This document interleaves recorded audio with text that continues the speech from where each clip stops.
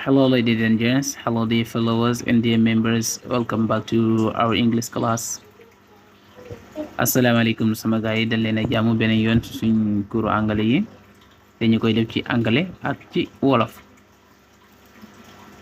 Okay, today we're going to talk about some useful expressions that you're going to see. Tey nag dañuy jël moom mooy ay expression yu am solo ci anglais. Ay wa ñu dem ci bu njëkk bi. Have you seen your phone? Have you seen your phone? Have you seen your phone? Have you seen your phone?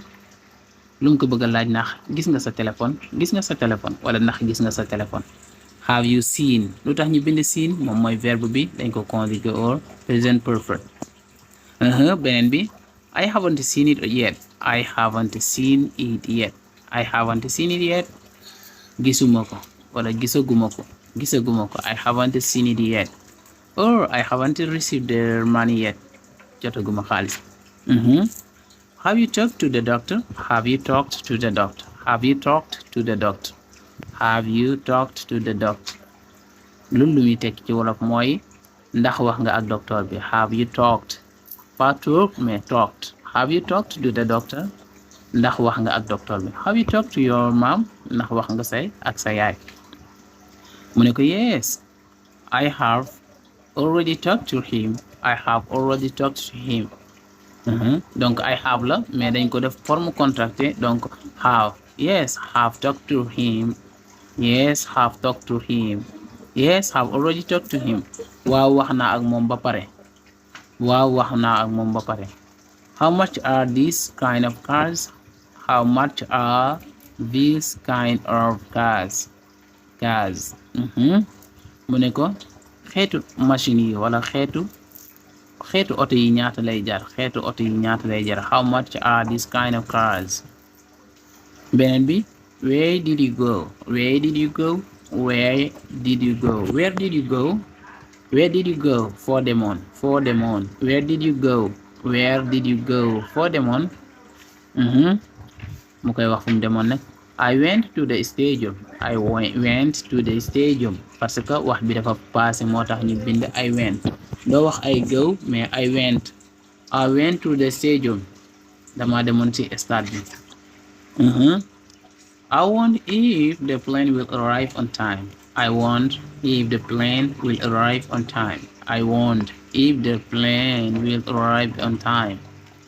Lu mu wax foofu mooy damay laajte ndax avion bi dina ñëw waxtu maanaam ndax dina ñëw waxtu bi net dana fi yegsi fekkee 16h la war a ñëw ndax dina ñëw 16h waaw. I wonder if the plane will arrive on time. Beneen yes mu ne ko donc mu koy répondre yes I hope so. Waaw yaakaar naa ko. Yes I hope so. Waaw yaakaar naa ko. Beneen bi ci tegu muy laajte how many t-shirts do you want to buy? Comme ça nga demoon ci jaaykat bi nga jënd ay t-shirt mu ne la ñaata t-shirt nga bëggoon a jënd. How many t-shirts do you want to buy? Ñaata t-shirt nga bëgg jënd. How many t-shirts do you want to buy? Kii ñëw nag di ko wax your t-shirts are expensive.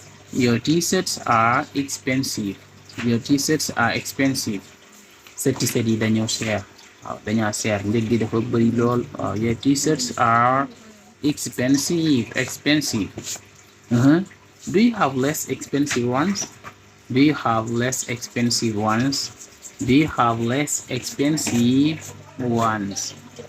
Ndax amoo yu gën a yomb. Do you have less expensive ones? Ndax amoo yu gën a yomb maanaam yi dafa seer ndax amoo yu gën a yomb yi. Where will we eat?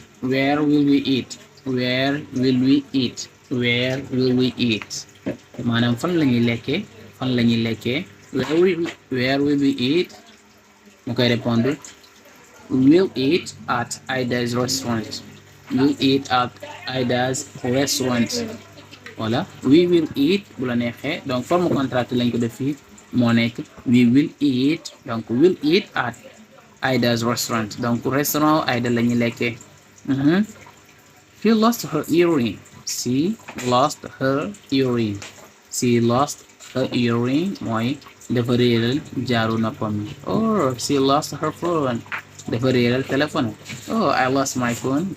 Sama téléphone dafa réer wala dama réeral. I have lots of work to do. That's why I can't go out. I have lots of work to do. That's why I want to go out. Maanaam dama am liggéey bu bari moo tax mënuma génn. Dama am liggéey bu bari moo tax mënuma génn. I have lots of work to do. That's why I can't go out. I want to be able to attend the meeting because I have lots of work to do. I want to be able to attend the meeting because I have lots of work to do.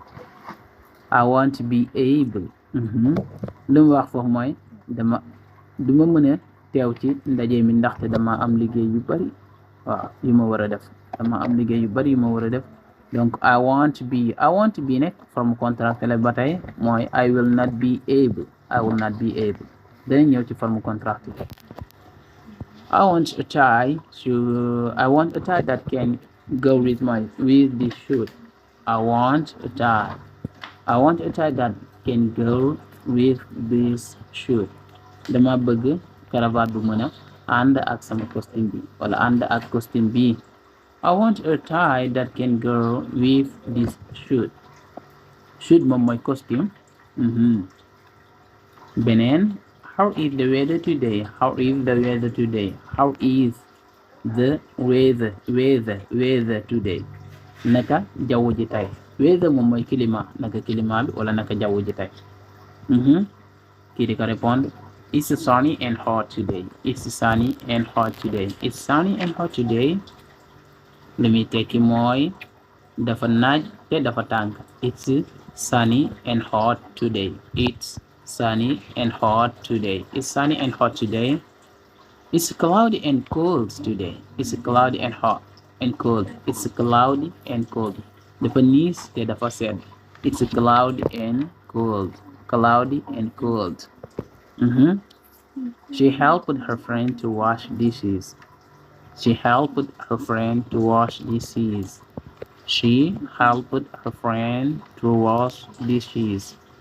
Waaw, da doon dimbale xaritam ngir mu raxas ndab yi. She helped her friend to wash dishes. I have heard all about. I have heard all about.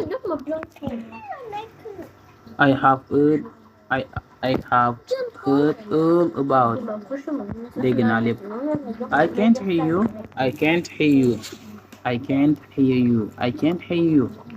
Dégguma la. I can't hear you moom mooy dégguma la.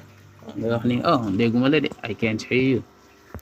I am nervous about going to school. Ñu bàyyi si xel ci prononciation yi nu ñuy prononcer maanaam baat yi nu ñu leen di liire. I am nervous about going to school. Dama énervé wu ngir dem école. I'm tired of calling him. I am tired of calling him. Dama sonn si di ko woo wala dama sonn ci woote bi di la woo. I am tired of calling him. Okay guys, thank you for listening to me. Thank you also for watching the videos. Again, don't forget to subscribe in this channel in order to learn English.